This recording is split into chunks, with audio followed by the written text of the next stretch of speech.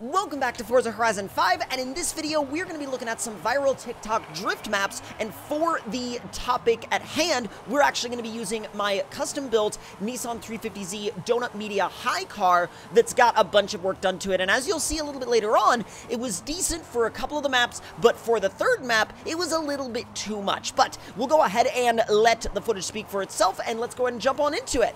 Now, the first map that I tried was a really interesting idea. You just have to get a little bit creative in order to get to the start-finish line. Now, when you first spawn in, it'll actually face you away from the map, and you have to do a U-turn and drive up a road, and then up a elevated road, and then once you drive up the elevated road, you'll eventually find yourself in a sort of drift stadium that's over some water. But what's cool about this one is that if you like doing jump drifts and things like that, this actually has a really cool spot where not only can you do jump drifts, but it'll also give you some really good opportunities to get some amazing photos and do some really nice tandem shots. Now, you turn around right there at the start, and I figured why not just start warming up and drifting right off the bat. And also, side note, I'm sure that y'all that know this livery have already recognized it, but this is actually a recreation of Rachel's 350Z from Need for Speed Underground 2. Now, as we get a little bit closer to the quote-unquote start line, what's actually cool about this particular map is that it's got a Formula Drift style start line where you would have your lane for your lead car and your lane for your chase car, and it's literally laid out in such a way that you have the little zigzag right up the line. I don't know what the technical term for that is. Please forgive me. I'm sure I'm about to get blasted in the comments for not knowing the exact term for that, but I'm not worried about it. Now, what's again cool about this track is the fact that it actually highlights where the outer zones and the inner clips are using these flags. Now, I didn't really try to hit any of them in my first run through, but I did in my second run through, and y'all will get to see that a little bit later. But what's really cool about this one is that it actually gives you a little bit of a consequence for going off, as opposed to maybe being in another map where you just spin off into a field. This, if you go off, you literally go off into the water, and it's like, oh, okay, well, that's a little bit more of a consequence than before. And I also definitely felt like this map would be wonderful for practice and for car setup. So, like, let's say you wanted to put together a drift car, or you wanted to just go and actually practice your skills. The beauty of this map is that it gives you an opportunity to do both. And it gives you that opportunity in such a way that you can put the car together. And also, I just wanted to see what was over there, and I discovered very quickly that the map just kind of ends. And so I was like, oh, let's just turn around and go back to the start line and do another run. But the way this map is laid out is that it actually gives you an opportunity to use it both as a car development track and as a skill development track. Because if you have a car that you already like the way it's set up, you already like the way it's put together, you can come out here and just focus on, you know, hitting the outer zones as well as you can, hitting the inner clips as well as you can, and just going for that accuracy. Or you can use it to really help influence your car setup. Now, the first outer zone, I'm going to admit I missed it entirely. The second outer zone, I did a little bit better. I wasn't fully in it, but it was a lot better than the first one, so I was like, I'll take it. Now, coming up over the jump, it went about as good as could be expected.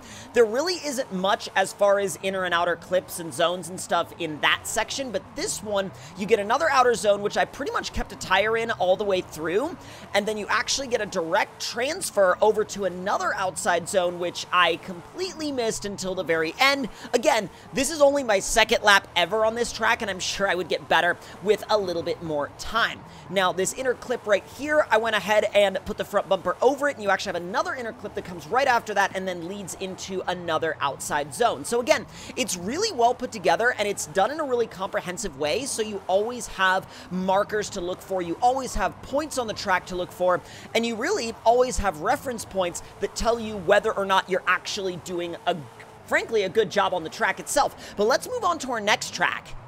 Now, this next one is a little bit different than the first one, but it's really cool nonetheless. Now, the first one placed a heavy focus on just driving the car and mainly focusing a lot on the car placement and just working on your lines, a lot more of a kind of realistic setup or realistic approach, minus maybe the jump drift, but more realistic approach to drifting in general. This one is a little bit more points focused. Actually, it's a lot more points focused. You don't have to run it for points, but it's set up to be run for points, but it does have a really cool start line system. So once you spawn in, what you should do is drive past that first checkpoint, keep on going until you get to the start line right here with the cones. And once you completely stop, you can hold the e-brake, it'll kick off your run, it'll give you a little bit of a countdown, and then if you watch up in the top left-hand corner, it will score your entire run. Now, I didn't go for gold or go for a crazy score or anything on this track because I wanted to make sure that I had enough time in this video to show y'all at least 3 maps, but this map, I could definitely see, like, if I wanted to just kind of turn my brain off and slide around a track and really not even care about points, but be like, oh, that's kind of cool that it's there, this would definitely be a really fun map to do that on.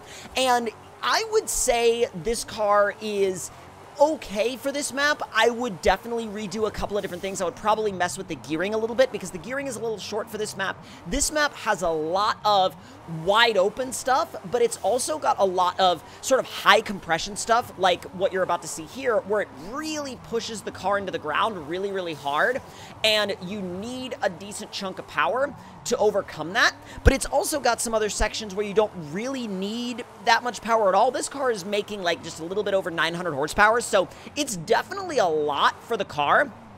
But for a map like this, you can use all of that power most of the time, which is a stark contrast to the next map that we're about to look at, where this car was extremely overbuilt, and I could have done better if I had like less than half of the horsepower that this car has right now. But we'll get to that one a little bit later. Now, I do like how this map does give you a nice wide surface, but it also gives you a nice balance of really wide sweeping corners, but also some really tight hairpins, and I think it would also give you some really good opportunities for tandem practice. Although, when I think about it, this map is still probably a lot more geared towards drifting for points rather than drifting for style or kind of realistic approach and appeal. But nevertheless, it's still a really, really fun map, and if you enjoy maps like this and you want some good drift practice maps to add to your library, this should definitely be on your list. And I think also, too, there's definitely going to be some people that prefer the points approach, and there's also going to be people that prefer the style approach, and whichever way you want to go, there's no real wrong way to do it, especially on a map like this. However, this next one, you want to talk about very, very, very overbuilt. Yeah, this 970-something horsepower car could have been way better off on this next map with, like, I don't know, 350 horsepower, 400 horsepower maybe, even, heck, even less than that. Now, this is a very tight toge map, and it's basically the Forza equivalent of a one-lane mountain road, and this car is so overbuilt for this, it's not even funny. Some of these hairpins, I was down in like 2nd and 3rd gear, and the car has so much power that there's no modulation. It's either fully on and you're blowing the tires to shreds, or you're off and you're stalling it because it's just got that much grip when it's off throttle. So I would definitely have to either bring a different car for this map or rework the setup on it pretty heavily. And there were definitely some spots where I may or may not have made contact with the wall after misjudging a couple of sections, and that's entirely on me. I am not blaming the map for that whatsoever. That's, again, 100% my fault, but that just goes to show that when I while I jumped into the other maps and it was like chill, no big deal, I was able to just turn laps. This map, it took a lot more. I mean, this map is going to require a lot of practice out of you and a lot of control of your car, especially if you want to link the entire thing, because some of the more open sections or the sweeping sections and the little straightaways are a very odd distance to where it's like not quite enough to do it in one transition, but it's a little bit, you know, too much for 2 transitions, and so you end up either having to really extend one swing of the car or really underextend 2 swings of the car, and either approach can land you in some awkward positions, so you kind of have to really focus in on how you're approaching a lot of these sections on this particular course. But nevertheless, really fun course. That's one of the worst mistakes I made, because if you catch even the slightest bit of your bumper on a rock, dead stop. immediately. Dead stop, no question whatsoever. And while that could happen to anybody, I'm sure there's going to be people out there in the comments that are going to be like, aha, see, you're a terrible driver, blah, blah, blah, blah. Well, you know what? It happens. Now, as we continue on, one of the biggest things that I kept revisiting in my head was like, I have way too much power for this map. This car is so not suited for this, at least in this trim. Again, I would want to come back to this map with like half of the horsepower or less, because that would give me so much more room to modulate the throttle, modulate the car. But I will say, in these uphill sections, the horsepower was great, because I could just power up the hill in one consistent drift and never even worry about it, whereas like these super tight hairpins, kind of wished I had a lot less power, because the immense power just made it so much less manageable in the really, really tight stuff. Now, this section, though, really, really fun, because you're just trying to stay either off the walls or just get as close to the walls as you can, maybe add a couple of drift taps in there for good measure. I didn't, but I could definitely see how it would have been fun to do that if I was to take, you know, another run. And this is where it ends, and it gives you a little bit of a spot to do a little donut turnaround around the tree. I didn't. I just did a couple of donuts in place because I figured that's where we would end. But if y'all enjoyed this video, let me know your thoughts and opinions in the comments below. Hit the like button if you enjoyed, subscribe if you're new, and I'll see y'all next time.